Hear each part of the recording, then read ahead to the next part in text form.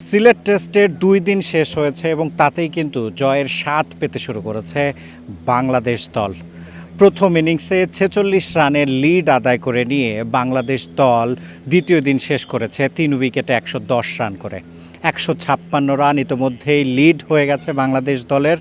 পাকিস্তানকে কত বেশি লিড দেওয়া যায়, কত বড় লক্ষ্য দেওয়া যায়, সেটাই এখন দেখার বিষয়।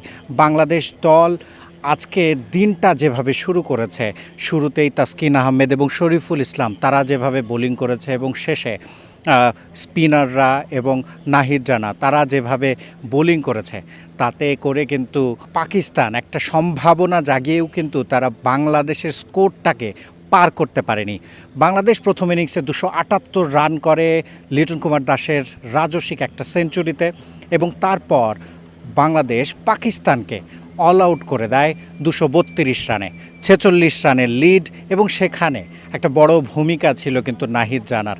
সবচেয়ে বড় যে উইকেট, পাকিস্তানের পক্ষে একমাত্র 50 করা ব্যাটার বাবর আজমের উইকেট নিয়েছেন, এবং বাবর আজমকে দেখলেই কি যেন হয়ে যায় নাহিদ রানার। ৩ ম্যাচে ৩ বার আউট করেছেন বাবর আজমকে, 3 বার আউট করেছেন আরও 2 বোলার 2 জনের নাম মিচেল স্টার্ক এবং প্যাট কামিন্স। মিচেল স্টার্কের লেগেছিল 13 ম্যাচ, প্যাট কামিন্সের লেগেছে 8 ম্যাচ।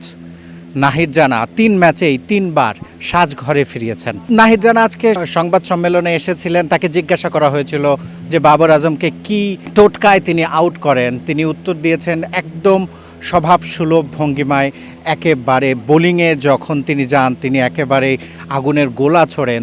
তবে সংবাদ সম্মেলনে বা অন্য যে কোনো সময় নাহিদ রানাকে দেখলে মনে হবে একেবারেই নরম সরম একজন মানুষ। এবং সেখানে তিনি বলেছেন যে তিনি প্রসেস মেনে বল করে গেছেন, টানা বোলিং করে গেছেন, এবং সেখানে বাবর আজমের উইকেটটা তিনি পেয়েছেন। তাকে প্রশ্ন করা হয়েছিল বাংলাদেশের এই ম্যাচে এখন পর্যন্ত 2 দিন পর শেষ হয়ে যাওয়ার পর বাংলাদেশ এগিয়ে আছে, সেখানে টার্নিং পয়েন্টটা কি। তিনি বলেছেন লিটন দাসের সেঞ্চুরি, লিটন দাস সেঞ্চুরি তিনি টার্নিং পয়েন্ট হিসেবে রাখছেন। যদিও বাবর আজম তিনি এসেছিলেন সংবাদ সম্মেলনে, তাকে জিজ্ঞাসা করা হয়েছিল তাদের ইনিংসের টার্নিং পয়েন্টটা কি। তিনি বলেছেন তার এবং সালমান আলী আগার আউট দুইটাই একেবারে ম্যাচের টোন সেট করে দিয়েছে, এবং সেখানে বাংলাদেশ দল এগিয়ে আছে। সংবাদ সম্মেলনে এসে নাজমুল হোসেন শান্ত এর আগে বলে গিয়েছিলেন যে তিনি যদি বোলার হতেন তাহলে তিনি কখনো নাহিদ রানাকে বাউন্সার মারতেন না। নাহিদ রানা কী ভাবেন সেটাই তাকে প্রশ্ন করা হয়েছিল। তাকে প্রশ্ন করা হয়েছিল যে আপনাকে বাউন্সার দিলে আপনি সেটা তেড়েফুঁড়ে জবাব দিবেন কিনা।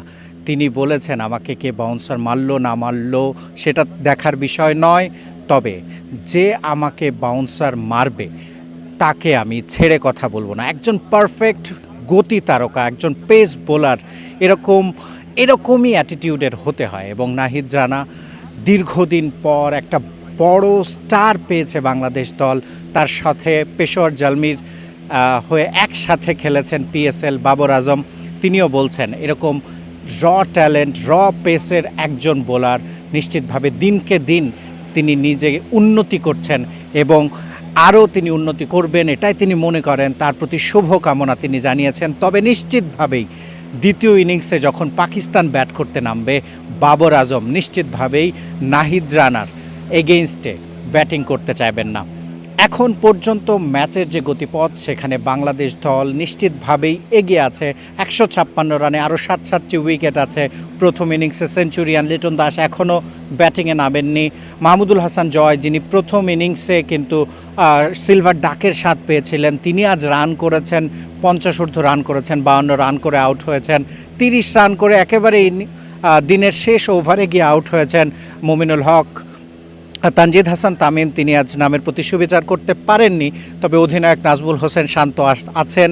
নিশ্চিতভাবে তৃতীয় দিনের শুরুটা তিনি মুশফিকুর রহিমকে নিয়েই ভালোভাবে করতে চাইবেন। এবং নাহিদ রানা যেমন বলে গেলেন কাল সারাটা দিন বাংলাদেশ দল ব্যাটিং করতে চায়, এবং সেটা যদি হয় একটা বড় লক্ষ্যই কিন্তু পাকিস্তান পেতে চলেছে। সিলেট ইন্টারন্যাশনাল ক্রিকেট স্টেডিয়ামে ফেরার যে মিশন পাকিস্তানের, সেরকম যদি হয় বাংলাদেশ সারা দিন ব্যাটিং করে বড় একটা স্কোর গড়ে ফেলে, তাহলে ফেরার মিশনটা নিশ্চিতভাবেই সহজ হবে না বাবর আজমদের। আবার যখন প্রতিপক্ষ শিবিরে নাহিদ রানারা আছেন। শিহাব হাসান খান, ক্রিকেট 97, সিলেট।